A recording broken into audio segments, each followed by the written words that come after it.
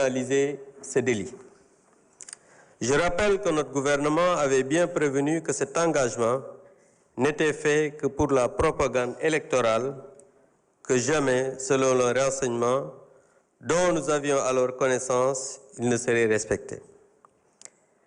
Et vous nous donnez raison, parce que, Monsieur le Premier ministre, en effet, le 3 décembre 2022, vous déclariez ceci. Quand nous serions élus au Sénégal, la loi criminalisant l'homosexualité sera l'une des premières lois votées. Pourtant, le 18 février passé, le gouvernement dont vous êtes le chef a adopté un projet de loi proposant juste un réaménagement du délit.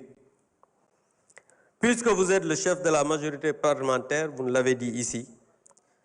allez-vous demander à vos députés de faire une proposition d'amendement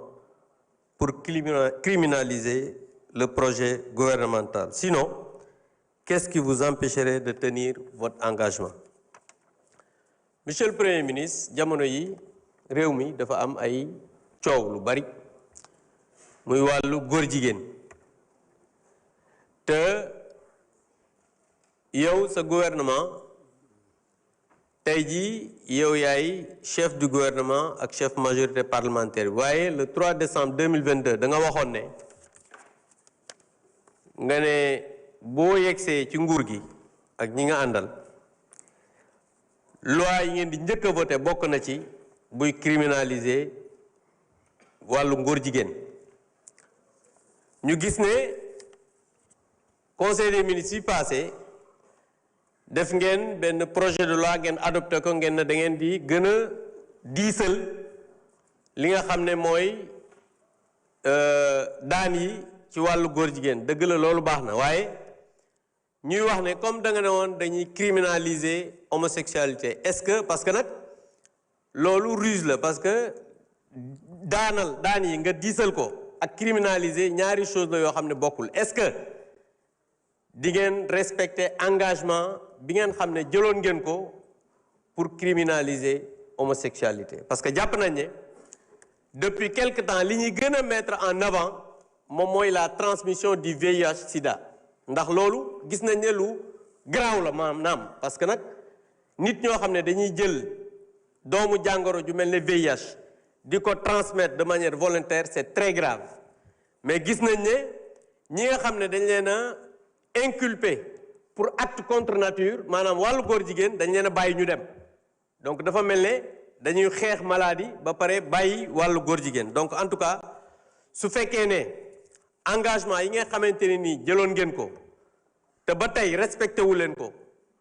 dafa am lu tax respecté wu leen ko ñu bëggoon devant la représentation nationale nga wax ñu exactement fan nga toll ci engagement yooyu nga xam ne jëloon nga ko devant le peuple sénégalais je vous remercie. Merci, honorable Abdoumba.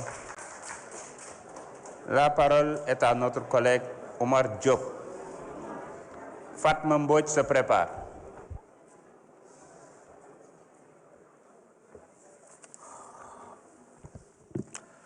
Bismillahi rahmani rahim. Monsieur le Président, maa ngi lay nuyu di nuyu monsieur le Premier ministre ak membre du gouvernement bi nga xamante ne ñoom ñëpp nga àndal. ak boolem sénégalais yi ñuy teewlu ci biir réew mi ak ca bitim réew yàlla sama borom wax na ci alquran wa ja'alnaahum a'immatan yahduuna bi amrina lama sabaru kaanu bi ayatina yuqinun njiit yi yàlla tànn ten mat sëkk lan doon yàlla sama borom da leen di defal dënd bu yaatu ñu mën a muñ lool waaye ànd ak ngëm goo xamante ne ngëm gu inébranlable lay doon face à toute situation aaya bii su ma ko jàngoon te sa jëmm ji teewu fi du tere xel yu sell yëpp dinañ la xalaat la ko dale ci fra ca Carpo ci Blaise ak Ngalandu ba fii may wax ak yow li nga daj ngir Sénégal moom boppam li nga daj ngir Sénégal yilif am koomam suuxat ko mu meññ te yunt li nga daj ngir Sénégal yëpp di yow ci donkaasi gi amul ku ko mos a daj ci landerneau politique Sénégal kon nag en tant que représentant du peuple maa ngi lay wax monsieur le premier ministre jërëjëf au nom du peuple sénégalais. sama collègue bi nga xamante ne moom ma wutu léegi gàtt fàttaliku dafa bokk ci mandargay jubadi jàpp naa ne ku nekk waroon naa am aise ci wax ci affaire góor jigéen ba mu des ñoom ndax moom léegi mu am un quart de siècle ci législature boolem ñi fi nekk ñëpp moo leen jiitu ci assemblée nationale bi waaye day loolu taxul mu mos a ñeppi gi mu ñëm jëm ci maanaam ñaawlu li nga xamante ne mooy ak ngóor jigéen bal groupe parlementaire bi nga xamante ne sax ci la bokkoon ñoom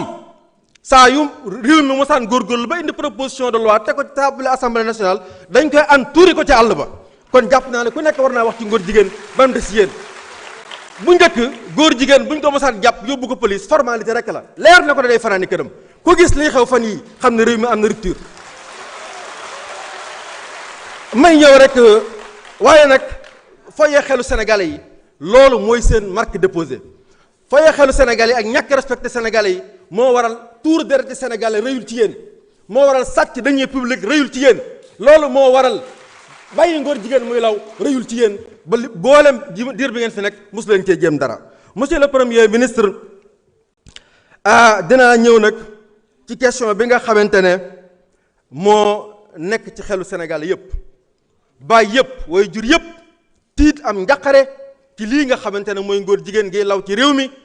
te ñu jaaxle ci lool sama question moo doonoon gis nañ ngeen adopté ci conseil des ministres wax ne insha allahu taala loi bii nga xamante ne 1965 ba léegi mi ngi fi ngóor jigéen di law régime yi di succédé wu kenn mosu cee jéem dara yéen a wax ne da ngeen ci taxaw durcir ko waaye définir lan mooy acte contre nature képp ko taxawat di tàcc ngóor jigéen yoon dal ci sa kaw képp koo xamante ne da ngay génn si alal di ko ci def ngir mu law yoon dal ci sa kaw bëgg nañ loolu monsieur le ministre nga ñëw ci ba mu leer ci bopp sénégalais yi ndax nag le peuple sénégalais mérite de savoir lan la état pare pour def ko ci loolu ndax fële wala boo xam ne waxuma la mbol gi ak ngaj gi nga xamante ne moom la doon waaye dafa nekk problème de santé publique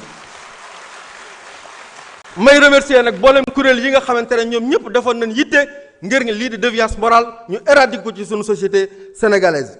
monsieur le premier ministre bëgg nañ incha allah loi boobu ñu fexe ba bu ñu koy modifier mu ànd ak effectivité am efficience ak efficacité ba doon loo xamante ne dina doon miir bopp dina dox suñu diggante ak mbon googu waaye miir boo xamante ne day résister face aux aléas du temps et face aux aléas de la géopolitique mondiale monsieur le premier ministre nag duma daaneel mukk te ñëwuma ci yow ndax nag ñun ñi jóge woon ci taal jàng yi ñun ñi bàyyi woon suñuy minbar di wax nit ñi waa jàngi wallahi siggi nañu démb bi nga def sa poste da ngaa bind le mot vérité en lettre capitale loolu di ñu wax rapport bi nga am ak dëgg mosoo ñoo jiite ci mbir lu dul da nga ñoo teg ci mu doxala si dëxin du buntu dëgg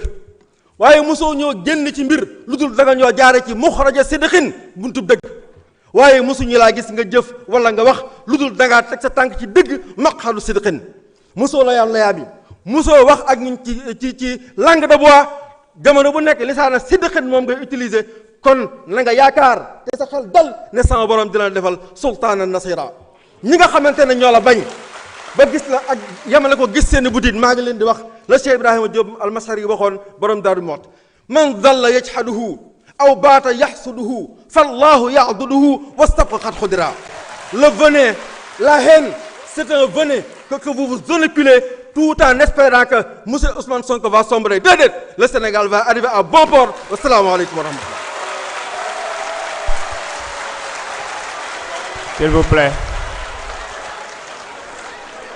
S'il vous plaît.